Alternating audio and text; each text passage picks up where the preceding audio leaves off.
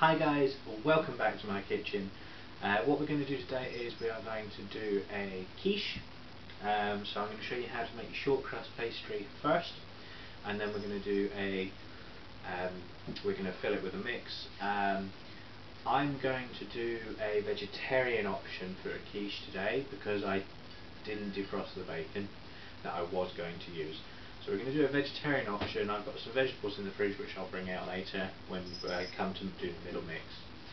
So without further ado, we're going to bring you over to the kitchen and I'm going to show you how to make a shortcrust pastry. Alright, so for a shortcrust pastry it's really simple. I've got 225 grams of plain flour, which we're just going to put straight into the bowl, and into that you've got 100 grams of margarine, spread, butter, whatever you want to use. This is a dairy-free olive blend that I'm using, but it's just whatever butter, spread, margarine you have in the fridge. Butter obviously is going to be better, it's going to give you this beautiful rich buttery flavour to it, but I try to reduce my fat intake, so obviously I'm going to use this olive oil based spread that's dairy free as well. And all you do here is you get messy and you just rub the butter into the flour, and you're just going to do this until you get a fine crumb, which you can then push together into a ball. And that is all a simple shortcrust pastry is. So as you can see, we're starting to get that crumb together, and once we've got that blended in, that butter blended through properly, we can then start to form our pastry.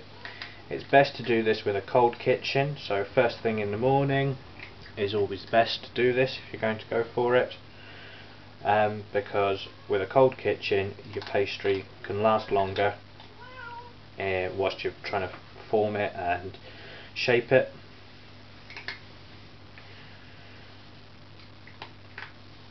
Because the butter will start to melt even with the temperature of your hands.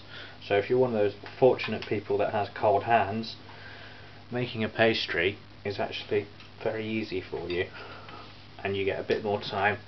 So we've got the crumb going, and what we're going to do now is we're going to turn this out onto the surface, and hopefully we'll be able to roll this out. So before we turn it out, we are going to flour our surface. So I'm going to remove.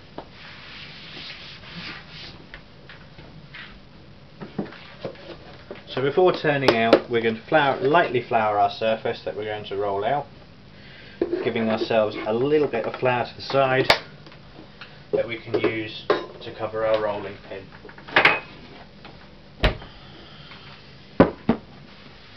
So we spread that flour over and then use some of that stuff on the side just to lightly flour our rolling pin, otherwise the pastry will start to stick to the pin. So we'll turn that out. Shortcrust pastry is a crumbly pastry anyway, so hopefully we can get this to the level we need it. It's a bit drier than I want it to be, so what I'm going to do is I'm going to put a little crater in the middle that we are going to add a little bit of oil into. Again, not much oil. We're not going to add an awful lot of oil, we're just going to add the smallest amounts into that, and then fold that in. This is just to get it to start to stick together a bit better, so we can then blend that in, mix that in together, and you can see it's starting to form a better dough is what we're looking for. At this stage, if it's still crumbly, then all you can do is you just add a little bit more water to it at this stage, because we've got enough fats in there that we don't need to worry too much about it. But all in all, I'd say that's quite good. It's holding together reasonably well, which is what you want from a short crust pastry, because you want it to be crumbly for when it's baked. So at this point I'm going to attempt to roll it out, because we're going to put it into our quiche dish.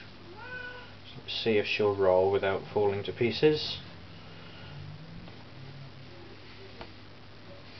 No, we're going to fall to pieces. So we're going to use that cold water just to start to bind the pastry together. And you must try and mix it all through thoroughly, otherwise you're going to have a really soggy patch, which isn't going to work.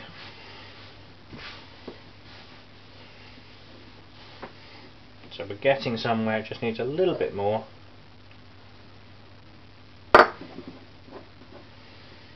Fold that in.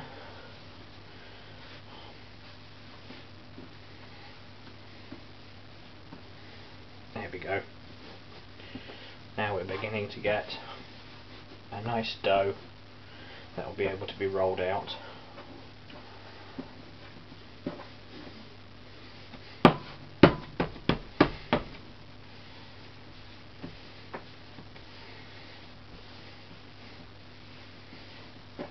Sometimes I like to put some herbs in the crust. This time I'm not going to worry about that. If you are going to put herbs in the crust, you put it in whilst it's still the flour in the bowl before you mix it, and you blend it into your flour. So now that we've got a pastry that's going to hold together, we're going to roll it out. Gently roll it out, because as you can see it does fall apart, and that's the nature of a short crust pastry. You want a really crumbly pastry for a short crust. So we're going to roll it out until it's the size to fit in to this dish. Alright, so there we are guys. We've rolled out nice and flat. You can see we've got more than enough to go into the pan and come up the sides. So the best way to get it up off the work surface is to use your rolling pin and actually just roll it round your pin, and you can lift it off just like that. And then using the same method, you can actually flap it over off of the rolling pin, and then just do a little bit of adjustment and get that in. So what we're going to do is you're going to very gently press it down so as not to break. I'll show you there. Very gently press it down into the corners so as not to break the pastry. And you can press it against the side if you get any little bits like that.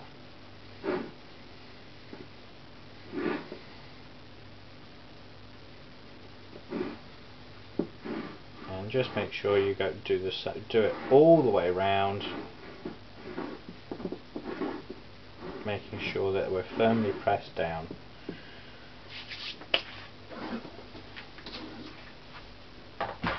At this stage what you're going to do is you're going to take a sharp knife and very carefully laying it flat along the rim of your bowl, slice it back towards you very carefully when you're cutting towards you, but always try and have the blade going away from your main body.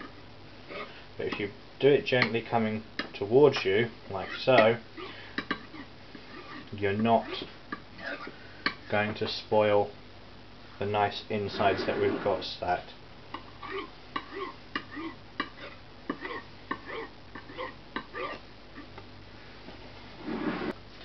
So you can see we've got some nice leftover pastry here. I'm going to put that to the side, and I'm going to make some mini tartlets later, and decide whether or not I want to do them savoury or sweet later.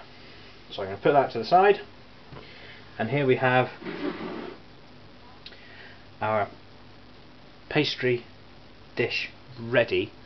What you're going to do is you're going to put that into the oven at around gas mark 4. I'm going to show you how to layer it so that the pastry doesn't rise, but we're going to put that in at gas mark 4 for about 5 to 10 minutes just to get it started to crisp up and cook on the bases and the sides. You don't want to cook it thoroughly yet, because you're going to be doing that when we add the mixture. Okay, so what you're going to do is you're going to have a piece of baking parchment and you're going to press that in, and it will sort of stick to the pastry that you've got in there, and then you're going to weigh that down. I'm going to use rice because there's a good weight in rice. There's quite a good weight in the rice, and it will stop that pastry from rising.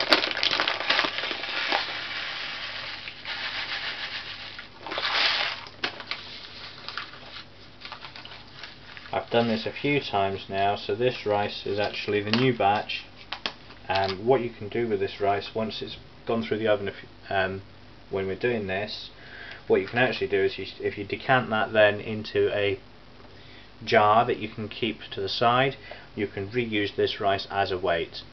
I can't be worried about buying the blind baking peas when this works just as fine, and this is a lot cheaper. And I mean, rice is very cheap, and you can use that and reuse it several times before you need to do anything with it. So this is going to go into the oven, and I'm going to show you, whilst this is baking, I'm going to show you the mix that we're going to put inside, the actual quiche mix itself. Alright, so with the mix we're going to put in the middle, it's obviously there's cheese and eggs and a little bit of milk involved.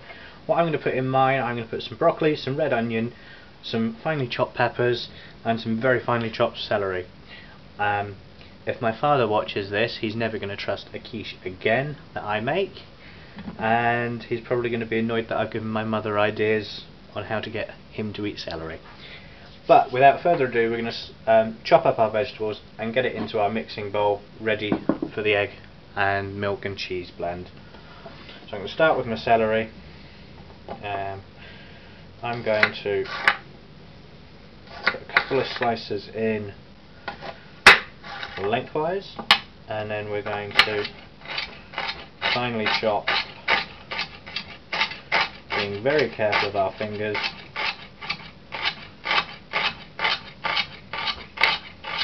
across those cuts that we've put in place.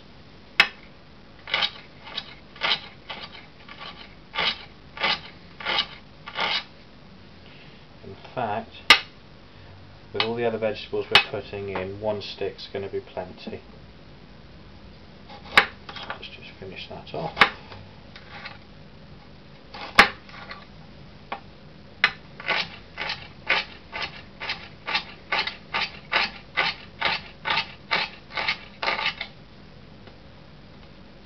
Like so, and we'll put that to the side.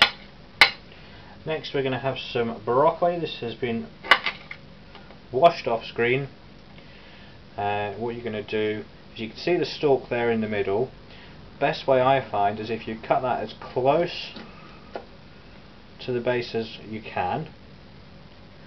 Put that to the side because we'll use that in a soup later. And then literally the exact same as you've done with the celery, just slice it down the way, very fine slices.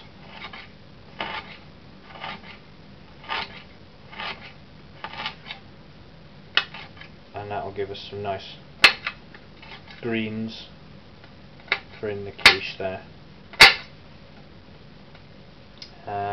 2 florets will be absolutely fine with this. Again, just purely because the sheer volume of vegetables I'm putting in here.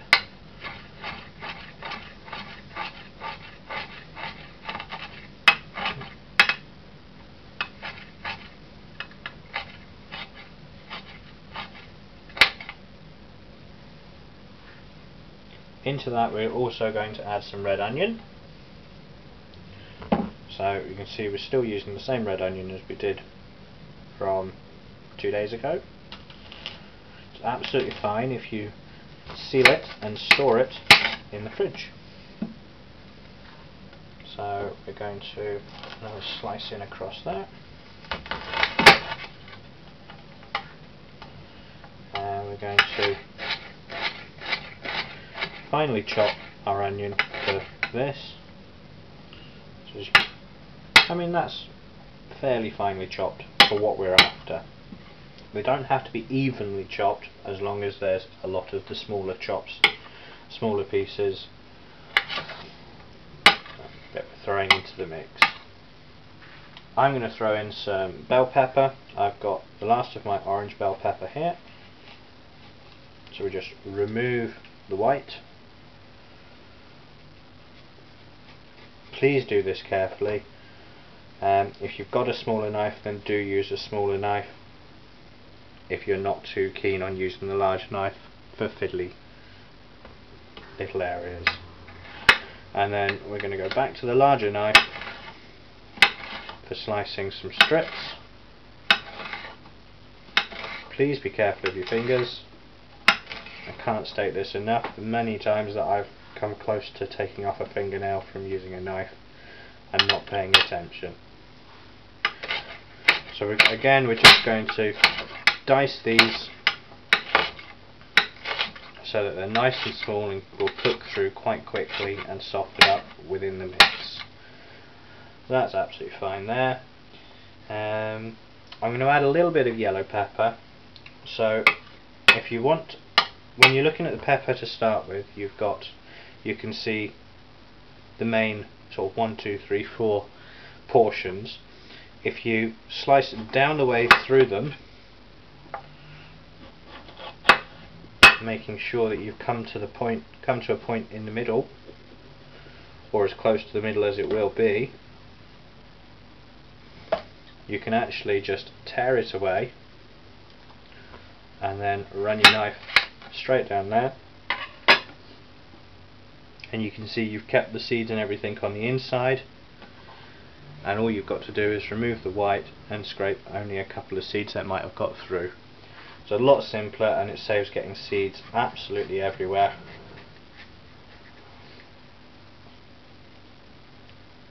Which is an absolute nightmare when you're trying to have finely chopped vegetables sitting on the side ready to use.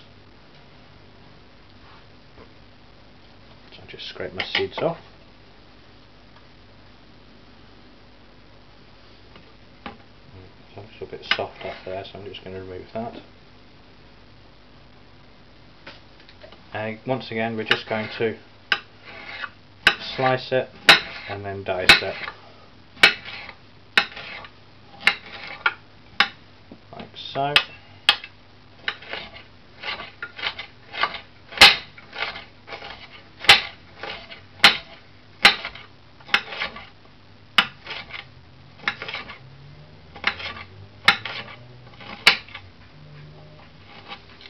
And there we have our vegetables ready for the blend that we're about to bake. So we're going to throw all of that into our bowl.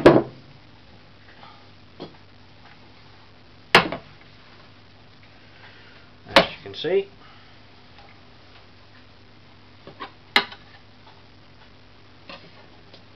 we've got some absolutely wonderful flavours in there, but there is one more that I'm going to add. I'm going to add a nice herb into there. And I think I'm going to add a few chives that have been finely chopped, like so. Into that we're going to throw a good handful of cheese. Again, this is a reduced fat cheese. And then we're going to have a splash of milk. Again, I'm just using skimmed milk. And then with a blend that size, for the size of quiche that I've made, I know this is going to take 4 eggs, so we're just going to crack those in, hopefully without any shell.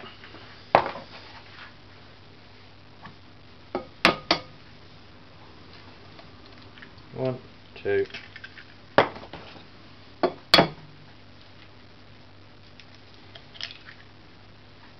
three,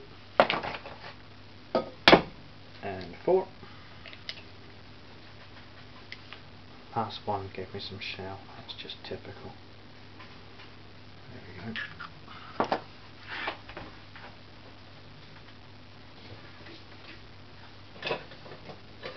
what you're going to do now is you're going to mix that all together, breaking those eggs up, giving it a good old blend.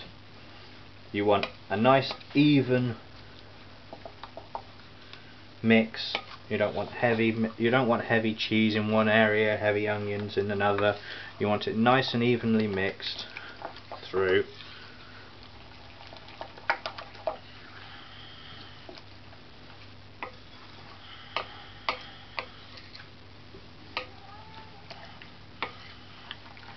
Into that we're going to add a little touch of salt and a little touch of pepper just to flavour that.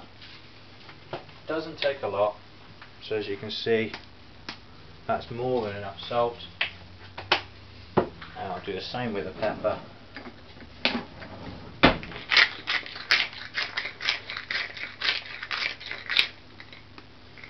You can see there's some pepper in the top there. I'm just going to throw that in. And we're going to give that a quick blend around, getting it evenly mixed through.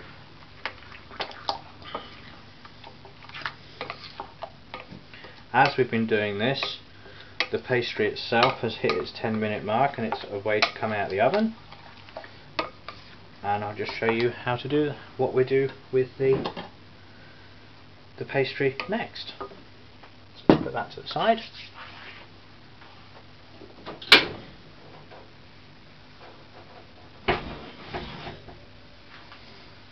Here we are, guys.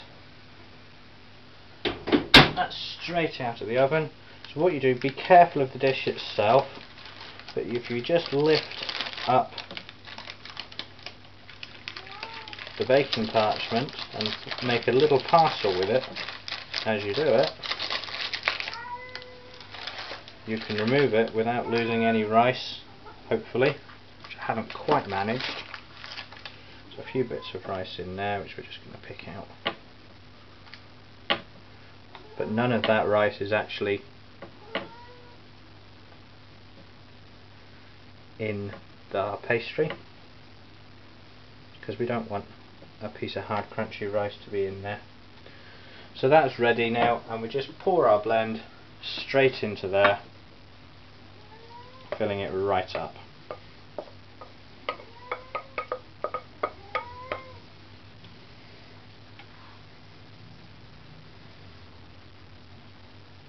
Make sure it's evenly flattened, and then put that right back in your oven, which you've turned up now to gas mark 6,